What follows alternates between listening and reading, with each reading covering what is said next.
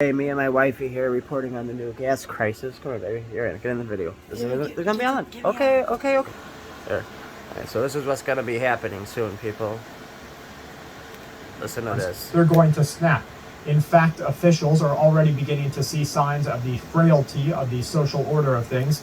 And now experts like Mark Wolf are warning that when the bills start coming in December and January, he said, and this is a quote, people, the public, is going to get angry. It's already happening. Jeffrey Conrad, a senior director at Catholic Charities, which is a social outreach organization run by the church, they are warning both nonprofit and government organization programs are expected to be overwhelmed once winter hits full tilt. Once January hits, he says, that's where the rubber is going to meet the road, and we need to be prepared for an influx of people coming to us. It's already being suggested and reported to shareholder companies. Now get this, I want you to think about these next couple of things I'm seeing here.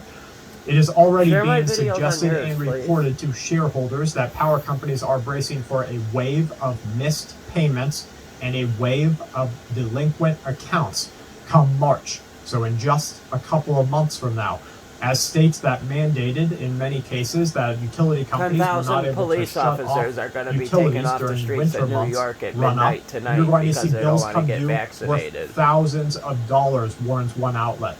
Check out that new mayor running for New York. Are not going to be able to, or they're just not going to pay them. But it's already happening.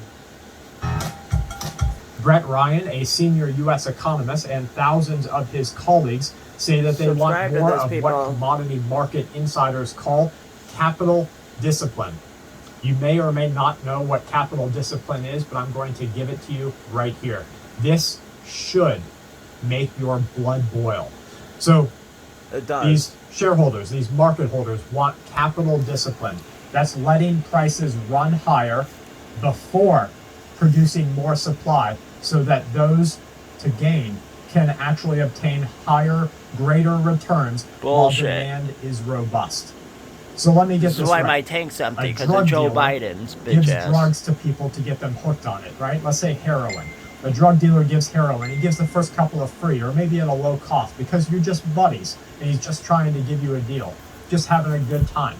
After a couple of months, you got some crack addict that's whacked out of their mind. They don't know what to do without this drug. They have to have it. They feel like they need it to survive, and they will do anything to get it. They'll pay whatever price. They'll rob from whoever. They'll take things from their family members. It doesn't matter. All they're doing is feeding that addiction. Let's flip that side over to the American economy, the marketplace right now.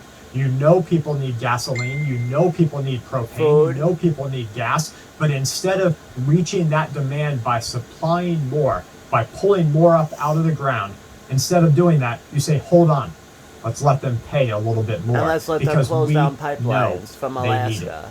That should make you sick, but that's exactly where we are today. It is. Judy Edwards sent me in a message saying, heads up again, gas stations along I-40 in Holbrook are out of diesel totally and have turned off the flow of gas to very slow in hopes of making their gas supply last until more arrives. But they are not expecting a fuel delivery anytime soon. If you're traveling across this region, plan ahead, she says. No diesel, no gas available. When these prices start to move through to the consumer, the American people are literally going to lose it. We have just a couple of months here of what we're going to have to accept is the new normal, where we're going to have to get ready to suffer that next crunch of what we're experiencing. New reports show that producer prices have continued their skyward rise to 8.6%, matching a September record high. Follow my YouTube According to the reports, inflation at the wholesale level has shot up 8.6% from a year earlier, matching September's record annual gain and proving, without a shadow of a doubt, that inflationary pressures are increasing, they are not temporary, and they are not easing.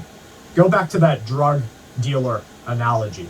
And now we have the housing market, we have the wage market, we have the cost of living market, we have the supermarket, we have